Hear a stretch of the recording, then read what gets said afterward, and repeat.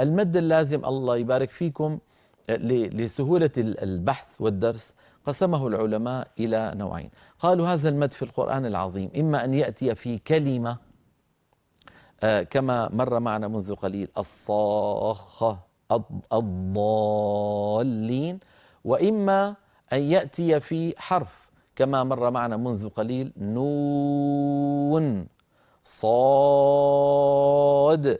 إذن المد اللازم في القرآن العظيم إما أن يكون في كلمة سماه العلماء كلمي، وإما أن يكون في حرف من الحروف المقطعة سماه العلماء حرفي.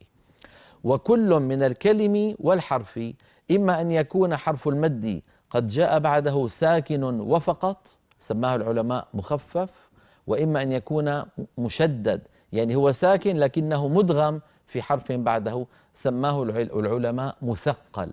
إذا صار عندي لو حبينا نشوف المشجر على اللوحة التالية أقسام المد اللازم في القرآن الكريم كما نرى على اللوحة: مد لازم كلمي إن كان في كلمة قرآنية مثل الضالين الصاخة إلى آخره، وإما لازم حرفي كما نرى على اللوحة وهي الحروف المقطعة. وكل من هذين النوعين إما أن يكون مخففا كما نرى على اللوحة مخفف، وذلك في كلمة الآن ولا ثانية لها في القرآن الكريم على رواية حفص عن عاصم، وإما أن يكون مثقلا في يعني مشدد في نحو كلمة الصاخة.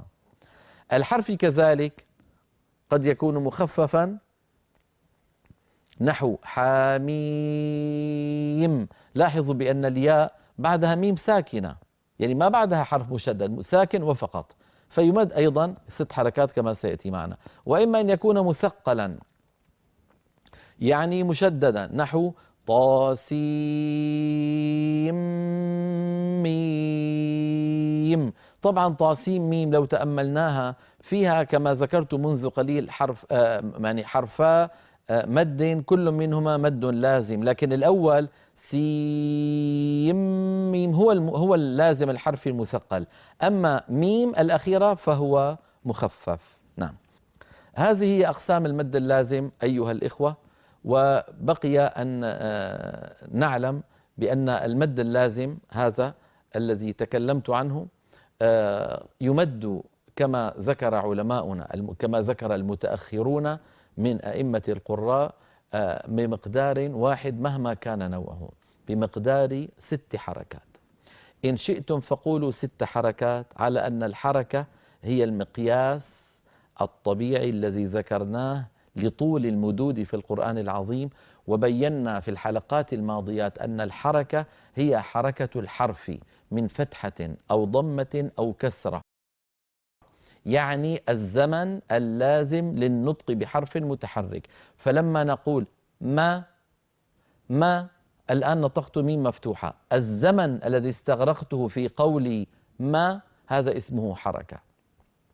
وإن شئتم فقولوا مو، وإن شئتم فقولوا مي. لذلك علماؤنا ما قالوا بمقدار فتحة أو ب6 فتحات أو 6 ضمات أو 6 كسرات، قالوا بمقدار 6 حركات. ما تهم الحركة سواء كانت فتحة أو ضمة أو كسرة. لما؟ لأن طول الفتحة وطول نطق الحرف المفتوح أو المضموم أو المكسور واحد في القرآن الكريم. هكذا تلقي هذا المد. وفي الحلقات الماضيات بينا بأن قياس المدود بحركات الأصابع هذا أمر محدث. فإذا لو سمعتم من بعض الشيوخ المعاصرين أن بالأصابع قبضا وبسطا اعلموا بأن هذا المقياس أولا غير يعني قديم، هو محدث. ثانيا غير منضبط من شخص إلى آخر، بل غير منضبط في الشخص نفسه، وإنما الكلام على حركة الحرف المنطوق، حركة الحرف المنطوق. فلما نقول 6 حركات يعني زمن النطق ب6 أحرف متحركة متوالية. وإن شئتم فقولوا بمقدار المد الطبيعي 3 مرات، لأننا نعلم بأن المد الطبيعي بمقدار حركتين، هذا مجمع عليه. يعني لما نقول قالوا يا موسى، قالوا يا موسى، هذه 5 مدود طبيعية متتالية. اسمعوها مرة ثانية: قالوا يا موسى.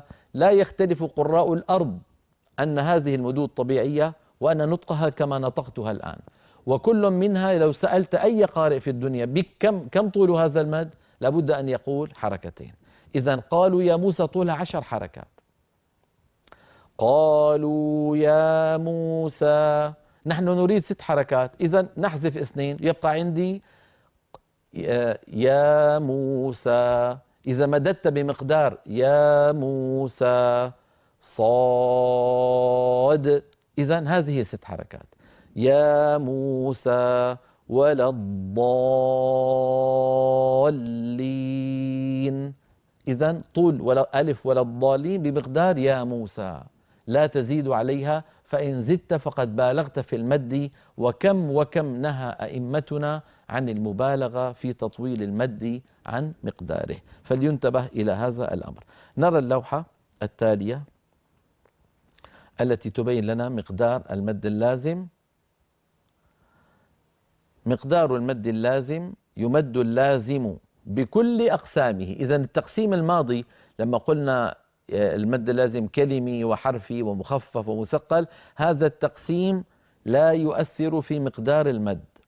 يمد اللازم بكل أقسامه بمقدار 6 حركات، أو نقول بمقدار 3 أضعاف المد الطبيعي، نحو الصاخة،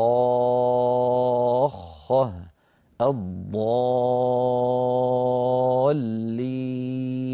وهكذا قيسوا عليها بقية الكلمات التي نطقناها منذ قليل.